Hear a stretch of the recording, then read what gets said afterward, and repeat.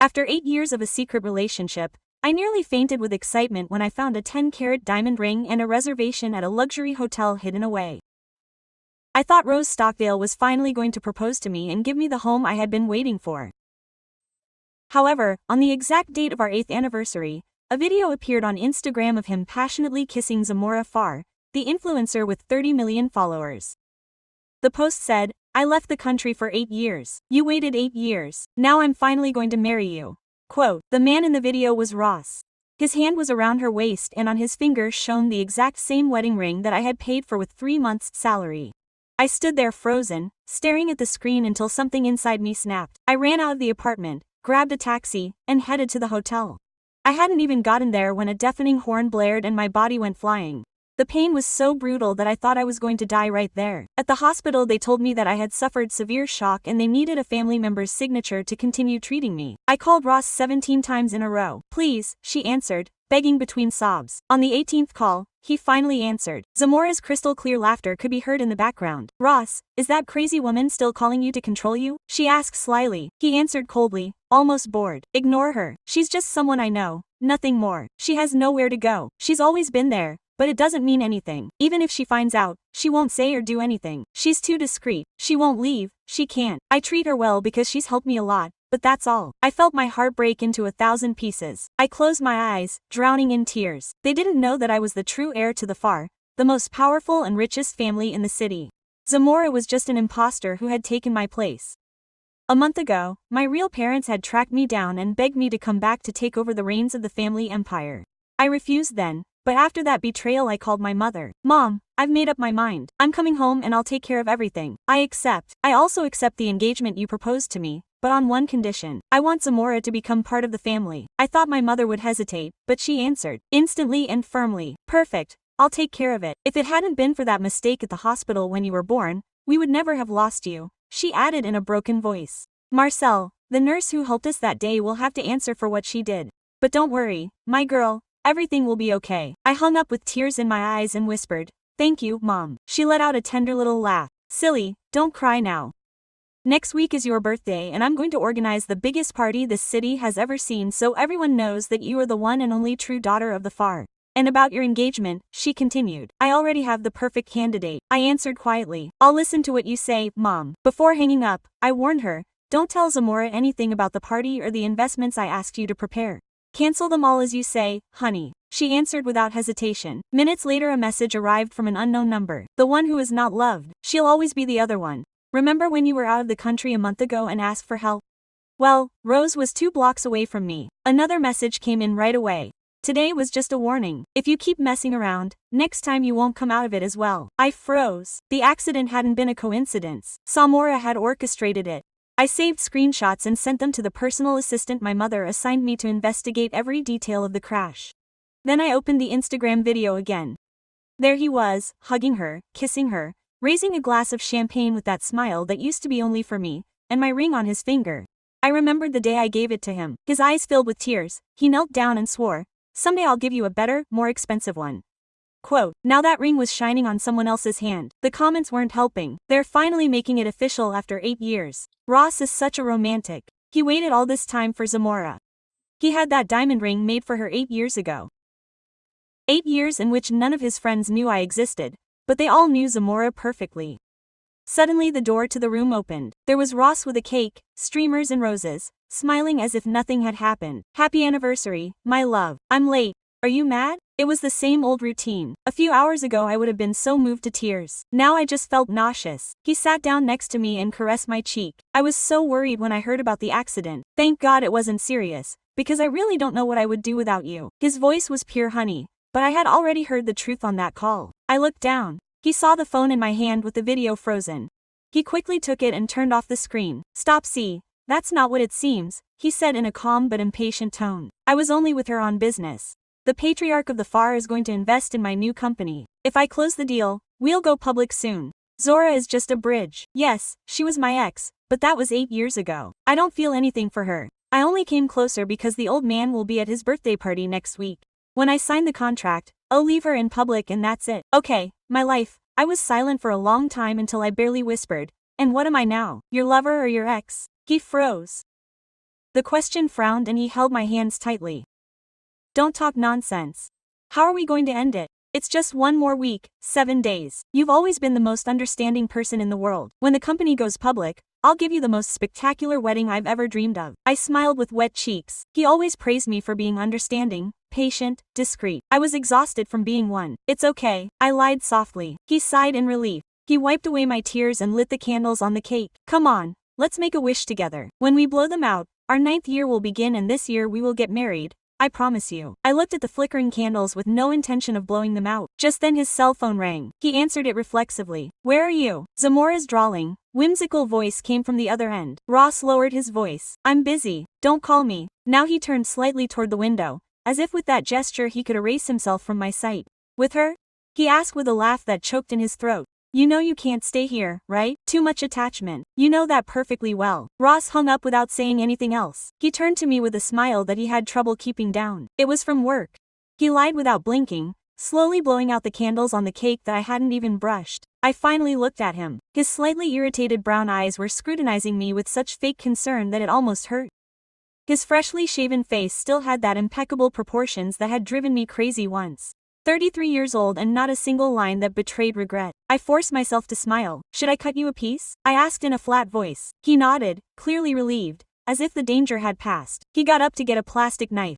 I took advantage of those seconds to stealthily take out my cell phone, check the log, and confirm that the last incoming call was a hidden number. Thank goodness the automatic recording was activated. I saved the file. I still didn't know what I would use it for, but for the first time I had a letter that he didn't know existed. The visit was short-lived. Ross said goodbye, vowing to return the next day. When the door closed, I took my first real breath in hours. I collapsed between the sheets and stared at the white ceiling as hollow as I was. Night fell slowly. The nurse told me to offer sedatives. I refused them. My head wouldn't stop. Before dawn, a message arrived from my assistant. I already have the origin of the anonymous messages. Anything else? I asked him to come urgently. At 8 o'clock Melina appeared, young, thin, straight black hair, impeccable gray suit as always. She handed me a folder. The number is a prepaid line in the name of Priscilla Montenegro, a close friend of Zamora's for years. Has a record for defamation and identity theft.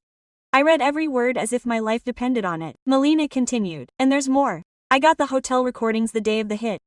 The car that hit you had been stopped 3 minutes earlier on the corner. Engine running, license plate visible, rented with a corporate Zamora FAR card, everything documented. If you want to file a complaint, we'll file it when you say so. I caught my breath. It was no longer a suspicion, it was proof. Zamora hadn't just impersonated me, he had tried to erase me from the map. Not yet, I said to the end. Not yet. Melina didn't even flinch. She already knew I was playing the long game. What about Ross? I asked. Ross will have his answer, but it won't be with words. That same night, from my hospital bed, I reserved a table for 2 at the most expensive restaurant in the city. The same one he had taken Zamora to a few weeks ago. The same one he promised to take me to when we became official. We would finally go, but not like he thought. 2 days had passed since Rose left with her cake and her lie. She hadn't returned, only lukewarm messages. How are you, my love? Rest, we'll talk when you get out. I didn't answer any of them. Silence used with precision hurts more than any shout. On the afternoon of the 3rd day, while a fine rain blurred the windows, the door opened. I was expecting Melina or a nurse, but a tall, thin man, about 35 years old, entered.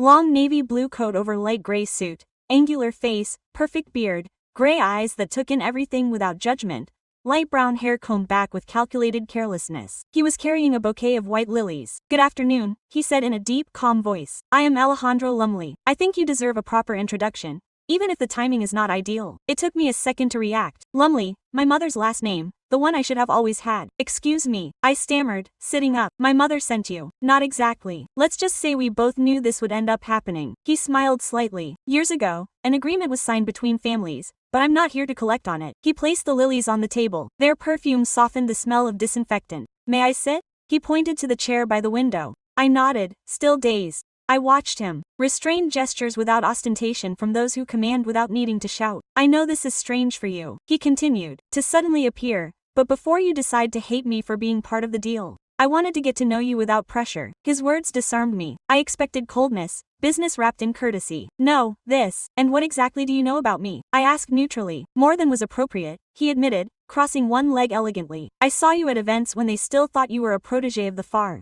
I always wondered why they hid you. I wasn't a protege, I was the daughter, I said quietly, but firmly. He nodded, without surprise, giving me space to claim what had been stolen from me. Our mothers dreamed of a future, but I am not an obedient child, he added with a half-smile. I don't want a contract wife or a photo queen. I want to know if amidst all this disaster you can find honest conversation in me. I fell silent. There was something uncomfortable and at the same time warm in his frankness, a presence that didn't invade, but didn't ask permission to exist either. Are you one of those who stays when everything is stormy? I asked finally. I don't usually run, he replied with quiet intensity. But I don't chase someone who doesn't want to be found either. I smiled without realizing it. Something about him was awakening a part of me that I thought was dead. Then Melina entered with papers. Alejandro stood up instantly. I'm leaving. I don't want to bother you. I'll leave you my number. If you ever need some air, a walk, or just to disappear from the world for a while, call me. She placed a white card on the tray, bowed slightly in a polite gesture, and walked out. When the door closed, I looked at the card. Not for what it said, but for what it said and promised. Dialogue, refuge, perhaps a beginning. The next morning, Melina returned with a thicker folder. Heels clicking before she showed up. Perfect bun. As always, I was already sitting down, feigning composure while my stomach burned. I found it, she said without preamble, dropping the folder on my lap. You're not going to like it. I opened it slowly. First page. Incorporation agreement for a technology company. Notable founder Ross Stockdale. My name was listed as guarantor and legal representative. What the hell is this? He registered the company using your identity as financial guarantor. If it goes bankrupt, the debt it's yours, Melina explained. There are printed emails where he himself sends forged documents with your tax number. How long did he know? Months. She turned another page. Card transactions, hotels, jewelry, dinners, reservations in Zamora's name and emails between them, planning their business future together. I was shocked. I repeated barely. Melina nodded. He needed you invisible. That's why he never introduced you. That's why he hid you. You were only useful as long as you weren't in the way. I closed the folder. For a moment I felt out of my body listening to another woman's story. But it was me. It was all me and I finally saw it without a veil. I want everything digitally. I said, every email, every file, every piece of evidence. I won't use it yet, but I want it. I'm sending it to you today. Quote. Then my phone vibrated. Ross. I looked at it. I didn't answer. He called again and again. 14 times in less than 5 minutes. Melina raised an eyebrow. He seems nervous. He's not nervous about me, I replied coldly. He's terrified of losing me and he still doesn't know how expensive it's going to be for him. Here's the text rewritten in Spanish with the same intense and psychological tone, avoiding any literal copying and keeping it very close to the original length. Something new, even for me. He's terrified of losing control. Minutes later an audio recording arrived. I played it at a barely audible volume. Love, answer me, please. I just need to know that you're okay. I haven't slept a wink since you left the hospital. Call me when you can. His voice was breaking. He sounded sincere, too sincere. He had used that same sweetness countless times. It had already become a weapon. But now I had proof, lucidity and, above all, silence. Melina, I said, looking up. Book a table. For 2 tonight at the same restaurant where he took Zamora. For you, for him? He asked. I shook my head slowly. For me and for whoever is willing to listen to the truth without lying to them. Melina looked at me for a second and for the first time since I met her she smiled for real. Then I put her aside. I fell onto the bed and took a deep breath. For the first time I had something I had never had before, control. And Ross was going to find out very soon. He was discharged earlier than expected. I left the hospital barely supported by Melina. Although I could walk on my own, I preferred that Ross continue to believe that I was still broken. Sometimes fragility is the best disguise. At 5 o'clock he appeared. I saw him from the other side of the revolving door. Tall, with brown hair disheveled from haste, a freshly groomed beard and those brown eyes that I had once mistaken for honesty. Today I only saw strategy. He lunged at me and hugged me as if he had the right. I didn't return the gesture. God, you scared me so much, he whispered. Move away. You didn't answer. It doesn't matter. The important thing is that you're here. I nodded without warmth. Thanks for coming. That sentence was enough to relax him. It was pathetically easy to manipulate someone who lives manipulating. We walked to the parking lot. He insisted on carrying my bag, opening the door for me, adjusting the seat. Inside the car the show began. Honey, about the video. I'm doing everything I can to fix it. I don't want you to misunderstand. I'm not misunderstanding, I answered softly. The silence that followed was thick, electric. Does that mean you trust me? He asked, searching my eyes. I looked at him from the corner of my eye, slight dark circles, light blue shirt wrinkled, as if I had slept in my clothes. He seemed exhausted, but not because of me, because I was losing control. Does that mean I heard your version? I answered. He smiled in relief. That was his mistake. I looked away from him to the window. Why didn't you ever introduce me to your friends? I already told you. They don't mind large groups. That's not true. I interrupted him calmly. His hand twitched on the steering wheel. What are you implying? Nothing. I'm just asking. Ross swallowed and forced a smile that didn't reach his eyes. We'll talk about everything when we go out for dinner. Okay. I want to fix things. I didn't answer. I watched him as he took the turnoff to my building. His breathing had become irregular, almost imperceptible. He was nervous and I knew exactly why. Melina had already sent me the files and, unintentionally or intentionally, Ross saw the notification on my phone screen while I was looking for the keys. Incorporation Agreement. Stokill Innovations. PDF. He froze for a second. Just a second, but enough. What is that? He asked in a neutral voice. Working documents. I lied as I crossed the threshold. I went into the living room and dropped my bag on the couch. He closed the door behind him faster than usual. What documents exactly? He insisted. I turned my back so he wouldn't see my smile. Quote, let the collapse begin, Ross, I said, turning slowly. Why don't you tell me what you really need from me? His pupils dilated slightly. It was minimal, but I caught it. The exact moment he stopped feeling safe. What are you talking about? He tried to sound offended. I took a step toward him. My voice came out low, almost affectionate. You know, I don't think I've ever seen you nervous before. He took a half step back, almost imperceptible. I'm not nervous, he murmured. Then look me in the eyes and tell me the truth, I asked, getting closer until my own reflection appeared in his pupils. What am I to you, Ross? He didn't answer. That silence was my first real victory. The next morning, a message arrived from Melina. I have what you asked for. I'll wait for you at the office. I dressed slowly. Black pants, gray silk blouse, pearls, nothing too loud. My body was still protesting, but my mind was sharper than ever.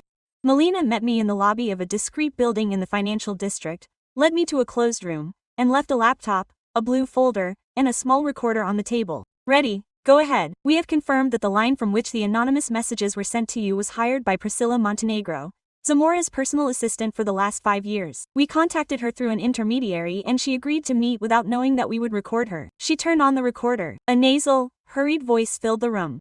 Zamora only asked me to send the messages, to use strong words, to make people believe that there was someone dangerous behind them. I didn't think it was that big of a deal. I just obeyed. She told me that she needed to scare her a little, that this girl was meddling in her future. My stomach contracted. The voice continued. The accident was a coincidence, but when she saw it she said that we were going to take advantage of it to scare her. She didn't think she would lose something so important. Melina paused. We don't have direct proof that Zamora orchestrated the crash, but we do have proof that he exploited the situation. Enough for a lawsuit for defamation and moral damages. I was silent for a few seconds. I don't want revenge, I said finally. I want justice and I want the true. Melina smiled with something akin to pride. I'm prepared for that too. She opened her laptop and played a grainy video. Zamora with her back turned in a restaurant, talking to someone. This is Alejandro, she explained. He pretended to be an investor interested in her new clothing line. In the recording, Zamora lowered her voice tensely. The worst thing is that now that girl shows up wanting to take her place back, but I earned it. I put up with all these years pretending to be a lamb. I'm not going to let some stupid genetic coincidence take it away from me. I froze. I knew it. He knew I was his biological daughter and yet he decided to steal my life. This video hasn't leaked yet, Melina said, but Alejandro gave us carte blanche to use it however we wanted. Look at the screen, and if we confront her face to face, Melina raised an eyebrow. You have a plan. I nodded. We're going to organize a very special dinner. She and I, without masks this time. 2 days later, a handwritten card arrived on white-laid paper, with a blue wax seal, a formal invitation to dinner at the Lamley residence. Not from my mother, from Alejandro. The text was brief. If you're ready to talk, I'll expect you at 8. No strings attached. I arrived on time, my heart pounding against my ribs as if he knew something I didn't yet. A butler led me down a wide hallway to a sober and warm living room. A fireplace lit for aesthetic reasons, old paintings, soft lighting. Alejandro was standing by a round table, a glass of red wine in his hand, a beige sweater over a blue shirt open at the neck, his hair slightly tousled as if he didn't care about impressing, and that's precisely why he impressed. Thank you for accepting, he said, his voice calm and even. I'm not sure why I did it, I admitted, plopping down in the chair across from him. He smiled almost resignedly. Maybe because this time you wanted to be the one asking the questions. We were served a light dinner, pumpkin soup with ginger, warm dried fruit salad, and glazed salmon. We ate in silence until he put down his glass and leaned back. I know you've discovered things about Ross, about Zamora, about your family. I nodded. There was no point in denying it, and I suppose you know I knew it too. I looked him straight in the eyes. Since when? For over a year now.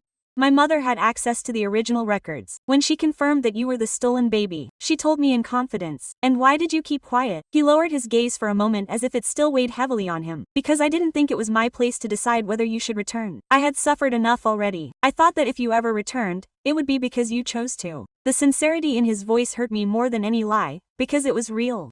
And I wasn't used to someone respecting my time and the commitment thing, I murmured.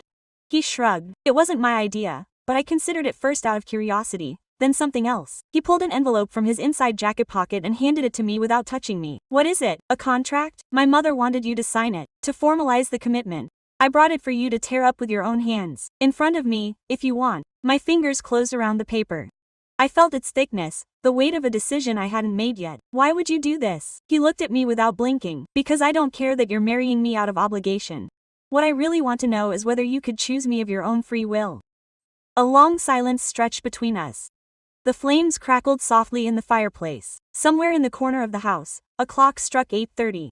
I don't know if I can trust anyone right now, I said finally. Me neither, Alejandro replied. But we can try without swearing, just by being here for each other. I couldn't find the words, but I didn't break the contract. I didn't sign it either. I simply left it on the table and Alejandro didn't insist further.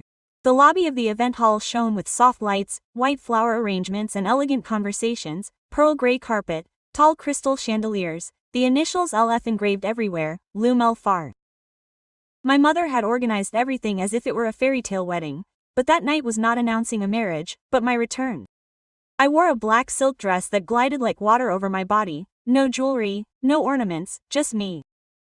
My hair loose and straight, as she liked it, and low-heeled shoes. I had decided not to look like a princess, but a woman reclaiming what was hers. Melina accompanied me discreetly, also in black, along with Chris. As we entered the main hall, the master of ceremonies, an older man with a cultivated voice, asked for silence. Ladies and gentlemen, tonight the Lumel Far family has the honor of introducing its real daughter to the world. A pause. The murmurs grew louder, the flashes began to go off.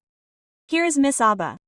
Lamela Far. I advanced toward the center with determined steps. Every look stuck in my face like a needle, some of astonishment, others of distrust. I recognized faces from when I was a teenager and I would serve drinks at parties without anyone knowing who I really was. Now they did. I stepped up onto the small stage. The microphone was there waiting for me. I took a deep breath. I had no speech prepared. Good evening, I began in a calm voice. For many years I believed that my story had no roots, that it was just another coincidence of the universe. But I have blood, I have an origin, and I have family. I paused. Everyone listened in silence. I have come not to demand anything, only to fill the place that was taken from me, and I will do so with the same strength with which I learned to live without it. I stepped off the stage. The applause was brief, uncomfortable. No one knew how to react. My mother, standing in the front row. Her face, perfectly made up, showed something I had rarely seen on her. True pride. Then I saw Zamora, at the back of the stage. Hall, dressed in too much glitter in white, like a diva arriving late to her own scene. Her expression was a mix of surprise and contained rage. Our eyes met, no words were needed.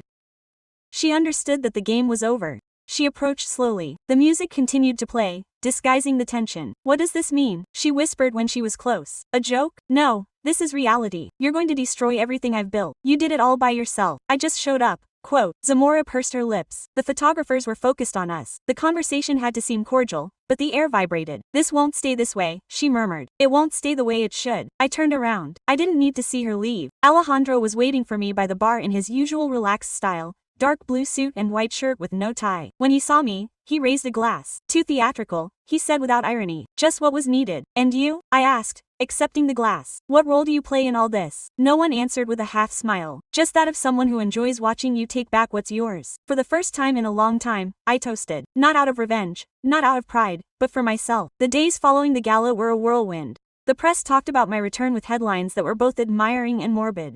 The lost daughter of the Lamellas reappears after years of silence. The true heiress uncovers the deception that shook the elite, but for me, what was important was what came next. Marcel, the woman who had stolen my place, who raised me in the shadows while I grew up far from what was mine. She was never cruel. She never raised her voice, but her silence cut through. More than any shouting, my mother, cold and determined, accompanied me to the office of the family lawyers. We were received by an older, elegant man with white hair and round glasses, the kind who has seen too many disguised truths. Mrs. Farr, Miss Lumeli, he greeted us. We have what you asked for. The private investigation into the hospital records was finished.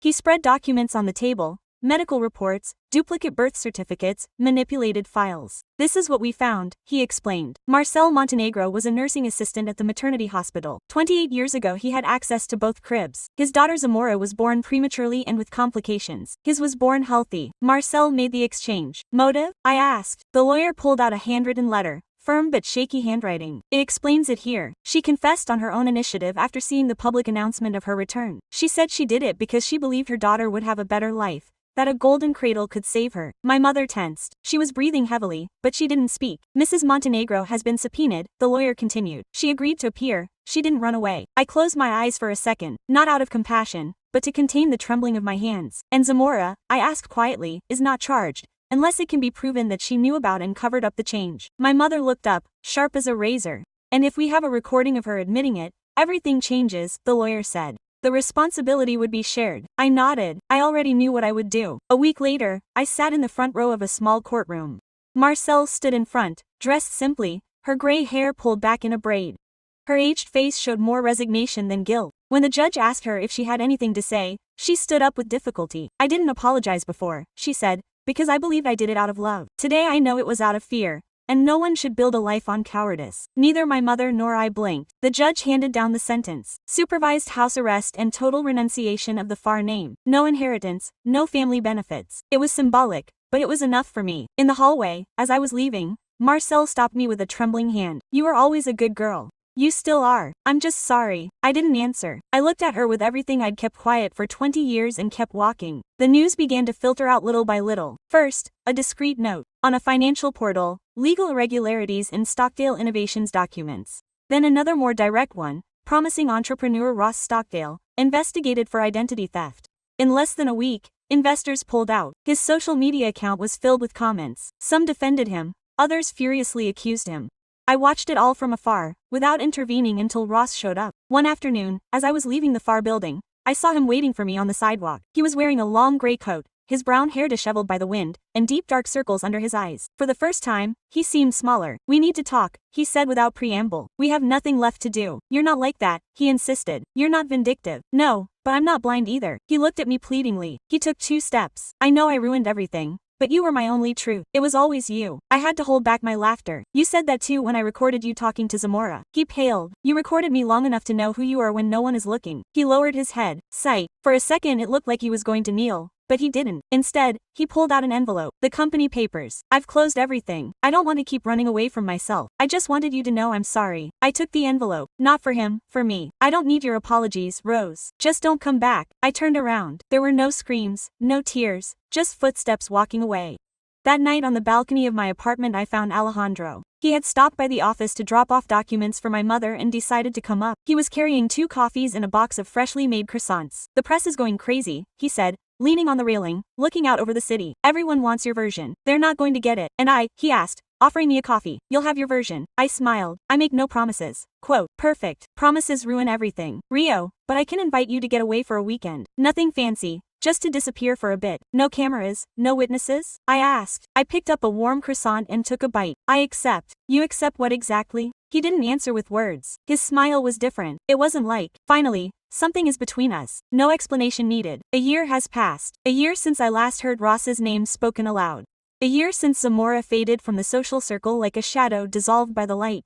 A year since I stopped being someone on the fringes of his own life. Today I walk through the lobby of the company with a confident step. The secretaries greet me with genuine smiles. I am no longer a mystery. I am the CEO, the daughter of the Farr, the only Lumeli. I enter the boardroom, sign documents, approve projects, speak clearly, listen without rushing. Sometimes I still hesitate. Sometimes I remain silent for a second too long, but no longer out of fear, but because I learned to choose rather than react. Alejandro became something I never knew I needed. He didn't impose himself. He didn't demand space, he simply was. And little by little, I let him in. First in my days, then in my home, finally in my life. We didn't make promises, we didn't put labels, but every morning I woke up with his warm back next to mine.